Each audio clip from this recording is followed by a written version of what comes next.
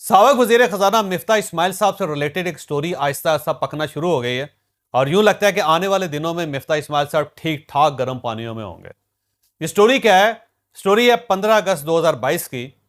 15 अगस्त 2022 को हैदराबाद इंडिया से एक चार्टर त्यारा कराची में लैंड किया और इस त्यारे में मिफ्ता इस्माइल साहब, इनके भाई, इनकी बेगम समेत 12 फैमिली मेंबर सवार हुए और इनके साथ 10 बड़े बैग्स और 4 ट्रॉली बैग्स भी इस त्यारे के अंदर सवार हुए और फिर यह त्यारा पाकिस्तान से दुबई चला गया। जब ये बात चली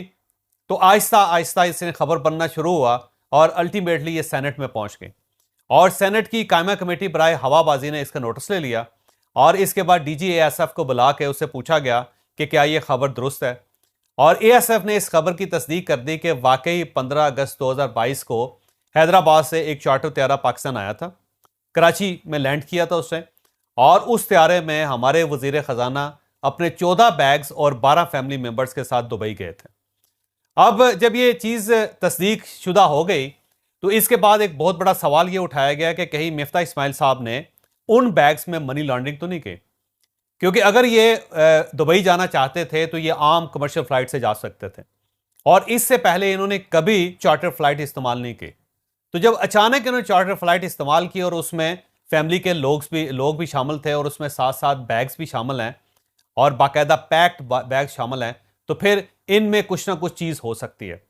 क्योंकि कराची से रोज़ाना 18 फ्लाइट्स जाती हैं दुबई और इनकी फैमिली जब भी दुबई जाती थी तो ये हमेशा कमर्शियल फ्लाइट इस्तेमाल करती थी। लेकिन इसके लिए बाकायदा चार्टर त्यारा लेना और त्यारा भी इंडिया से मंगवाना, फिर उसके अंदर फैमिली मेम्बर्स का शामिल होना, फिर बड़े लेवल पे इस तरह सामान का दुबई जाना और फिर उस सामान को चेक भी ना करना, ये बहुत से सवालिया निशान इस स्टोरी से रिलेटेड हैं। और अब क्योंकि सेनेट के अंदर ये डिस्कस हो रही है तो सेनेट ने एक सब कमेटी बना दी है जिसके अंदर सेनेटर दिलावर साहब होंगे, वो सब कमेटी के चेयरमैन होंगे और इसके अंदर पाकिस्तान मुस्लिम लीग नून का एक सेनेटर होगा और पीटीआई का एक सेनेटर होगा।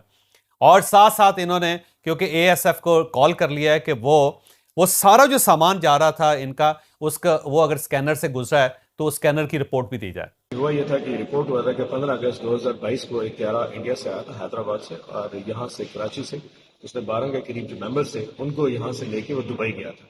तो जो हमारे यहाँ पे ऑनरेबल सेनेटर्स ने इशू रेज किया था कि इस फ्लाइट में शायद मनी लॉन्ड्रिंग हुई है, जो मिफ्ता इस्माइल साहब की फैमिली लेके। तो आज एविएशन की स्टैंडिंग कमेटी में इसमें डिस्कस किया गया कि वो जो बैग्स थे 10 ट्रॉली बैग्स थे और 4 हैंड कैरी बैग्स थे, उनकी वीडियो रिकॉर्डिंग दिखाई जाए, उनके अंदर स्कैनर्स दिखाए जाए। कस्टम और इमिग्रेशन के बैग में उनको बुलाया था, सिविल एविएशन को बुलाया और सिक्योरिटी ऑफिशियल्स को बुलाया कि हमें वीडियो रिकॉर्डिंग दिखाई जाए कि वो कैसा था। ये पॉइंट एक ऑनरेबल सेनेटर जो पीटीआई उन्होंने रेज किया था। तो आज इस पर डिटेल डिस्कशन, अगली दफा हमने वीडियो रिकॉर्डिंग्स बाकायदा देखेंगे कि जो ट्रॉली बैग्स है उनको चेक किया गया था, उसमें किसी मनी लॉन्ड्रिंग ना हो, क्योंकि देखिए अवाम का पैसा और ये इशू एक स्टेट पब्लिक मनी के वाले से था। दैट्स वेरी इंपॉर्टेंट फॉर इसको आज यहाँ डिस्कस किया। तो सर एक कमेटी तक बना दी गई है, कमेटी बना दी गई है, उसमें एक पीटीआई के सेनेटर है, एक नून लीग के सेनेटर है और एक सेनेटर जो हमारे दिलावर साहब है उसको हेड करेंगे और इसको पूरा इन्वेस्टिगेट करेंगे। कल डीजी एएसएफ सेनेट की सब कमेटी में पेश हुए थे और उसमें उन्होंने ये एतराफ़ किया था कि हमने जो ट्रॉली बैग से उनकी तलाशी ली थी लेकिन जो पैक्ड बैग थे उनकी तलाशी नहीं ले सके। तो अब ये बहुत बड़ा सवाल है कि क्या पाकिस्तान के अंदर कोई वज़ीर इस तरह अपना सामान चार्टर फ्लाइट पे बाहर ले जा सकता है, और वो वज़ीर हो भी बड़ा अहम।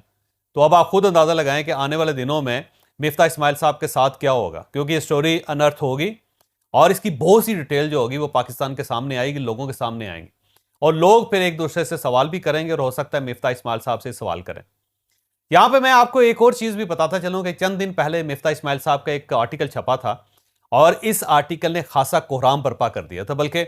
पीटीआई का हर सेनेटर और पीटीआई का हर एमएनए और इनका हर लीडर बार बार गवर्नमेंट से कह रहा है कि आप मिफ्ता इस्माइल साहब का कॉलम पढ़ें और मीडिया से भी कह रहा है कि आप उसमें पढ़ें, क्योंकि मिफ्ता इस्माइल साहब ने कहा है कि पाकिस्तान डिफॉल्ट रिस्क के बहुत करीब पहुंच रहा है और हम पाकिस्तान की इकोनॉमी को बेहतर तरीके से नहीं चला पा रहे। और इन्होंने दबे दबे अल्फाज में इस सारी सूरत हाल का जिम्मेदार इसहाक डार साहब को करार दिया, क्योंकि पाकिस्तान मुस्लिम लीग नून के लोग ये समझते हैं कि मिफ्ता इस्माइल साहब ने पाकिस्तान मुस्लिम लीग नून की सियासत के ताबूत में आखिरी कील ठोंक दिया था। अगर ये इस किस्म के इकदाम ना करते, कोई मैशत को बेहतर तरीके से चलाते, कोई गैर संजीदगी का मुजाहरा ना करते, तो शायद आज पाकिस्तान मुस्लिम लीग नून और इस गवर्नमेंट के सूरत हाल मुख्तलिफ होती। लेकिन इनकी गैर संजीदगी की वजह से और इनके गलत बयानात की वजह से, इनके गलत इकदामात की वजह से पाकिस्तान मुस्लिम लीग नून की सियासत हमेशा हमेशा के लिए दफन हो गई। तो बहुत से लोग एतराज़ करते हैं। और यहां पे मैं एक दिलचस्प आपको यह भी इंकशाफ करता जाऊं कि मिफ्ता इस्माइल साहब की वजारत कैसे गई थी। यह एक बड़ा दिलचस्प वाक़या है। मिफ्ता इस्माइल साहब एक किसी टेलीविजन शो में तशरीफ़ ले गए थे। वहां वक्फे में इन्होंने एंकर से यह कह दिया कि मेरी हुकूमत मुझे नहीं हटा सकती, क्योंकि मेरा GHQ के साथ ताल्लुक बड़ा मजबूत है और इनका बाप भी मुझे नहीं हटा सकता। और उस एंकर ने यह बात एक ओपन फोरम में, जहां बहुत सारे लोग मौजूद थे, वहां बता दी। और वहां पे चेयरमैन सेनेट सादिक सजरानी साहब भी मौजूद थे और वहां पे पाकिस्तान मुस्लिम लीग नून के 3-4 सेनेटर्स भी मौजूद थे। तो उन सेनेटर्स में से एक नौजवान सेनेटर ने फौरी तौर पे एक ऑडियो मैसेज बनाया और यह मैसेज पाकिस्तान मुस्लिम लीग नून की क़यादत मियां नवाज शरीफ साहब को भिजवा दिया और साथ साथ इसको CC कर दिया मरियम साहिबा को। मियां नवाज शरीफ साहब ने यह मैसेज सुना और सुनने के बाद इन्होंने थोड़ी सी तहकीक की और कुछ लोगों के जरिए इन्होंने सादिक सजरानी साहब से भी पूछा। सजरानी साहब ने इस वाक़े की तस्दीक की कि वाकई ही मुझे फलां एंकर ने यह बात बताई थी। और इसके बाद एक साहब को भेजा गया और उस साहब के जरिए उस एंकर से भी इस बात की तस्दीक करवाई कि उन्होंने कहा कि हाँ, वाकई मिफ्ता इस्माइल साहब ने मुझे ये कहा। और इसके बाद फौरी तौर पर मियां नवाज शरीफ साहब ने एक्शन लेते हुए मिफ्ता इस्माइल साहब को फारिग कर दिया था। लिहाजा इस सियारे का आना और फिर उसका यहाँ से जाना वाकई बड़ा खतरनाक है। और यहाँ पे मैं एक और अहम बात भी बताता चलूँ, और इसका सोर्स है DGASF। DGASF ने सेनेट की कमेटी के सामने ये एतराफ़ किया था कि वो जहाज़ जो पाकिस्तान से मिफ्ता इस्माइल साहब को और उनकी फैमिली को लेकर गया था, उसमें 2 अमरीकी शहरी भी थे, उसमें 2 अमेरिकन थे, अमेरिकन शहरी थे, और 3 इंडियन क्रू मेंबर्स भी थे। तो आप खुद इसका अंदाज़ा लगाएं कि आने वाले दिनों में ये स्टोरी खुलेगी तो इसका हल्का कहाँ तक जाएगा। तो मेरा ख्याल ये है कि मिफ्ता इस्माइल साहब के लिए आने वाले दिन बड़े मुश्किल हो जाएंगे, क्योंकि उनकी इंडस्ट्री भी है, फैक्ट्री भी है, और अगर वो इस तरह गवर्नमेंट को छेड़ेंगे, आर्टिकल लिखेंगे और इसहाक डार साहब को मुर्दे इल्ज़ाम ठहराएंगे, उनको कुर्बानी का बकरा बनाने की कोशिश करेंगे, तो फिर साथ साथ इनकी अपनी फाइलें भी खुलेंगी। और ये जो फाइलें खुलेंगी तो पाकिस्तान मुस्लिम लीग नून अपने साथी मिफ्ता इस्माइल को बिल्कुल सपोर्ट नहीं करेगी। तो यूँ लगता है कि मिफ्ता इस्माइल के मामले में पाकिस्तान